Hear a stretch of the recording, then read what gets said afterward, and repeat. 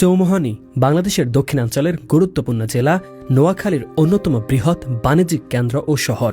গুগলের তথ্যমতে চৌমুহনী শহরের বড় পুলের নিকট ছাতারপায়া, আটিয়াবাড়ি, চন্দ্রগঞ্জ ও ফেনী খালের চার মোহনায় সংযোগ স্থানকে কেন্দ্র করে চৌমুহনীর নামকরণ করা হয়। অতীতে এখানে দেশীয় ও ভারতীয় মারোয়া বাড়িদের বড় বড় দোকানপাট ও ব্যবসা ছিল। চৌমুহনীর সঙ্গে দেশের বিভিন্ন নদীবন্দর, চাঁদপুর, ভৈরব, নারায়ণগঞ্জ সহ বিভিন্ন স্থানের সাথে নৌ যোগাযোগ ছিল। এসব স্থান থেকে বড় বড় সাম্পান ও ডিঙি নৌকায় মাল বোঝাই করে চৌমুহনী আসত এবং জমজমাট বাজার বসত। তবে ধারণা করা হয় ব্রিটিশ আমলের শুরুর দিকে প্রায় 1800 শতকের শেষ ভাগ বা 1900 শতকের শুরুর দিকে এই বাজার গড়ে উঠেছিল। প্রথম দিকে এটি কৃষিপণ্য, তাঁত শিল্প ও স্থানীয় পণ্যের বাজার ছিল।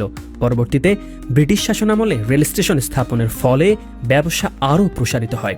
ব্রিটিশ আমলে ব্রিটিশরা এই বাজারকে বাণিজ্যের জন্য অত্যন্ত গুরুত্বপূর্ণ বিবেচনা করত। পরবর্তীতে পাকিস্তান আমলেও এটি পূর্ব পাকিস্তানের অন্যতম প্রধান পাইকারি বাজার হয়ে ওঠে।